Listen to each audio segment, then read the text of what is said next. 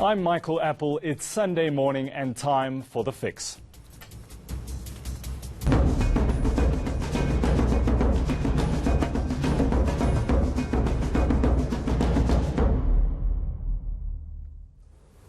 South Africa saw the lowest voter turnout in its history in this year's national and provincial elections. There are no two better people to speak about this topic of electoral reform than the former IEC head, Advocate Pansy Tlakula, and joining her is Bulelani Mkholiswe from the New Nation movement. We'll get to exactly what you stand for. Advocate, 10 million people, eligible voters, did not register. Another roughly 10 million who were registered did not turn up in the voting booth. 235,000 spoiled ballots. Is South Africa trying to tell us something? Probably they're trying to tell us something. They're trying to tell us that there is no point in voting because probably their votes don't count for anything or their votes do not make any difference. Bulelani, let me bring you in here. Tell us about the New Nation movement.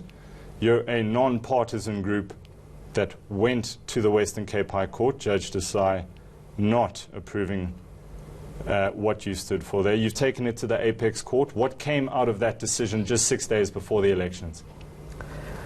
Well, thank you for having us, Mike. The issue that the Apex Court turned us down on was the issue of urgency, because we're hoping that our matter could be heard before the elections. But now we've been given another date, which is the 15th of August. Mm-hmm. So what exactly was the New Nation movement asking for South Africans who didn't read the Concord? Well, more than anything, we were saying we are requesting that the Electoral Act, the current Electoral Act, to be declared unconstitutional.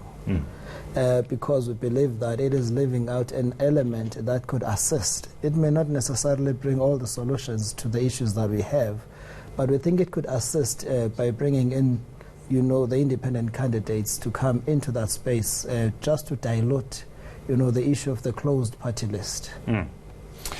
Advocate, the Van Labatt Report of 2002.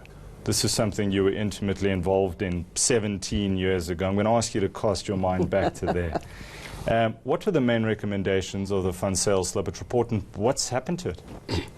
The main recommendations were that at national and provincial level we should have the same kind of arrangement like we have at local level as far as elections are concerned. You would recall that in the local elections, local government elections, we have a mixed system, a mixed electoral system, and that's what the Van Labatt's report was recommending, precisely that 300 members of parliament should be elected through a constituency-based system and 100 members through a proportional representation system. It recommended that the country should be divided into 69 constituencies, out of which the 300 members were supposed to be elected. The report was tabled in Parliament. I don't think the recommendations were implemented, but I'm aware that I don't know whether it's last year or 2017 that there was another attempt to look at that issue. I'm aware that there is a report that was tabled by the former president of South Africa, President Mkholiswe, also talking about the possibility of having another look at our electoral system. So I suppose that mixed electoral system feeds into, in a sense, what the New Nation movement wants. Would you believe in a mixed system, or you want individual candidates outright? Well, we believe that we need a mixed system. I think it's also important to note that the current system in its form is not really flawed per se. The issue is that the political parties, the kind of candidates that they are giving us, are not necessarily people that we're comfortable with. And even more importantly, there's a sense that the public is not given sufficient role to play in terms of who goes into that space. Because having this party political system, it means that if you do not want to be part of a member of a political party, you don't have a say as to who goes into parliament. If, for example, we say Suspense here, she has proven track record, of serving the communities, she's competent, and we're quite comfortable and would love it to be one of the people who represents us. We don't have a say because you must be part of those party political structures for you to have a say. And we're saying after 25 years, maybe there's a need for us to look at how can we reform, the current setup that we have. Advocate, let's take a step 25 years back. What informed the decision for those decision makers at the time, those that were drafting the Constitution, looking at the best electoral system for South Africa in 94, 99 and so on? What informed the decision to go with proportional representation? It was the political context at that time. We're coming from a deeply divided society, divided by apartheid, and we needed a society that will promote nation building, that will bring different political parties together. So what then happened was that the proportional representation system, outright proportional representation system, was chosen for the national and provincial elections. The system is fair because every vote counts equally. It's simple. People that go into the booth are able to make their choice simply, and it is inclusive. You see that even now you have political parties that have one seat in parliament with just over 40,000 votes who can get a seat in parliament. So those were the considerations at that time. Whether those considerations still apply today, I always say my point of departure is what is it that we are trying to address? Why do we want to change our electoral system? I have heard arguments about the system that we have at the moment doesn't promote accountability. Yes. And the question is, can an electoral system enhance or make a contribution to making people accountable? And when I was in the Van Zyl Labatt Commission, some people felt that it can make a contribution. And the question that I put on the table is that at local government level, we have a mixed electoral system where we have ward councillors elected directly. Do we see accountability there? Do we see service delivery? So it doesn't look like, in my view, that the problem is with changing. The solution lies in changing the electoral system. We should look for a solution elsewhere. So the statement for democracy to work must be a nation of participants, not merely observers. Do we have too many observers in South Africa today? I think I would say yes to that question. And those observers, I think it's the system itself that actually creates many observers. Because the fact is that many people would want to contribute. But they are, even I think even the turnout in these elections is a clear indication that people are saying we have lost confidence in this system. And I think sometimes, when you're in the outside, it's so easy to point fingers. And you think there are some easy solutions out there.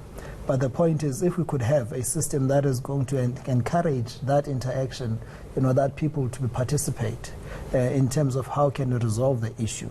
I mean, Suspense is raising the issue again of maybe the solution does not necessarily lie in changing the Electoral Act. And maybe she's correct. But also, I mean, if you look at the fact that the requirements that the IEC puts forth for people to be able to stand or to be voted for, I think it's 3. And the first one is that you must be a South African citizen. And the second one is that you must be over 18.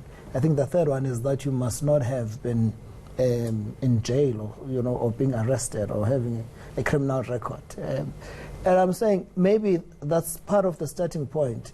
Why do you make the requirements to be just so few? Maybe we need to add 4 or 9 more so that we could have 12, and we'll be able maybe to eliminate some of the people that are not appropriate to go and be those public representatives. Advocate, let me put this question to you. Is there such a thing as too much choice when it comes to elections? 48 political parties. I don't think so. We are in a democracy, and our constitution promotes multi-party democracy. So what we saw at play at this election was true multi-party democracy. But the question is, those parties really, did they contribute to anything? They contributed to the coffers of the IEC through forfeiting all I their saw that deposits. the money does not. The money doesn't even stay with the IEC. They take it back to the. In fact, what happens is that if a political party gets a seat, they get back their money, and those that did not get any seat, the money is going to go to the fiscus, not to the 37 IEC. parties The IEC didn't does get a not seat. does not keep the money. But I want to ledge on what he has just said about too many people who are not participating, too many spectators.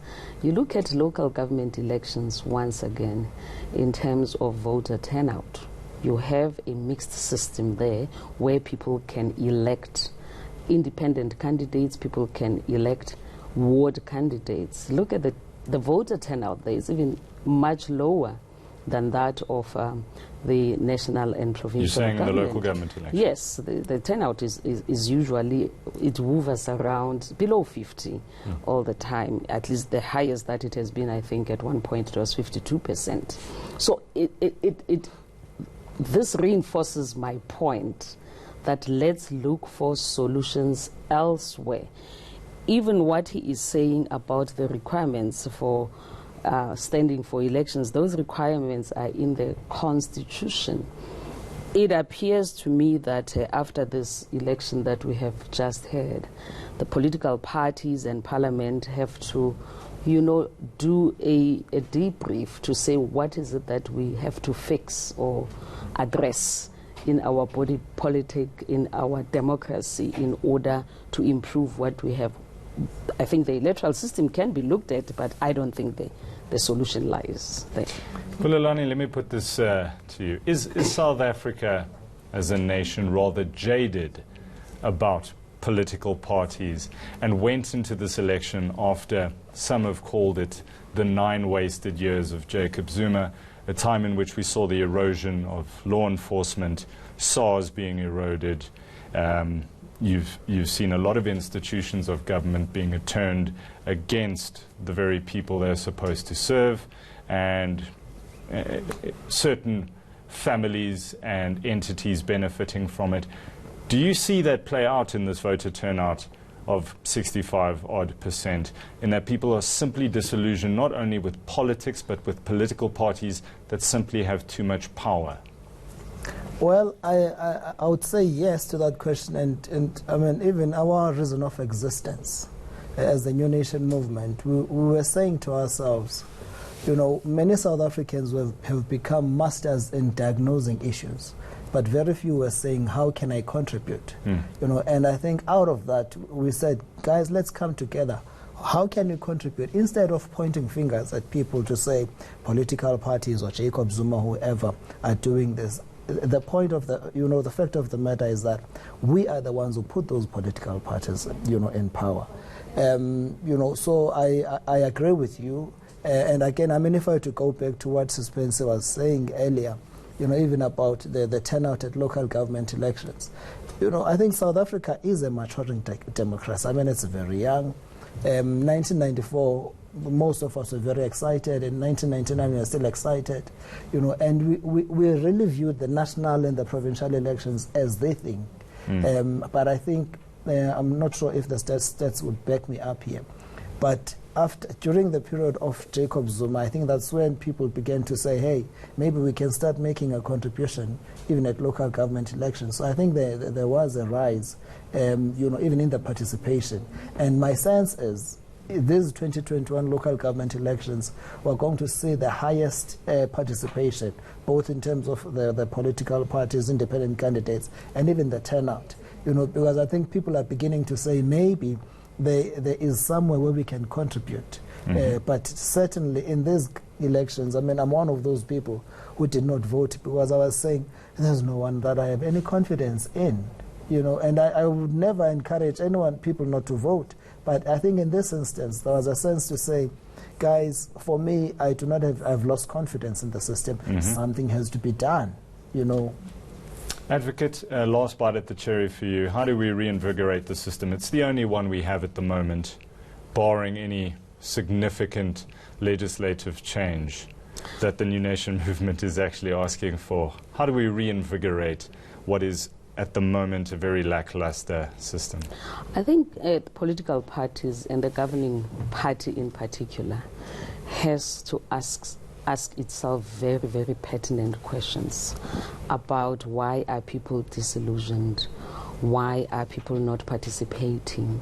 And I think at the heart of lack of participation is lack of service delivery. If you go to the townships in particular, I grew up in Everton, I mean, you have to look at the state of that township. And I think people are tired of empty promises, and I'm hoping that this time around the governing party will sit and say, how do we ensure that we improve the lives of our people? Because if you look at black people, African people in particular, the levels of poverty, the levels of unemployment, the levels of lack of service delivery in the townships and the rural areas is really, really unacceptable. I really appreciate you coming in this Sunday morning, giving us some of your pearls of wisdom. Thank you to both of you. Pansy Tlakula, the former IEC head, Bulelani Mkholiswe from the New Nation movement. Thank you for your time. Now, coming up next, you see them on your screens, read their articles and hear them on the radio. Have you wondered if the stories journalists bring you affect them? After the break, we discuss this issue, which is close to my heart, but also to my mind. You'll see what I mean in a second.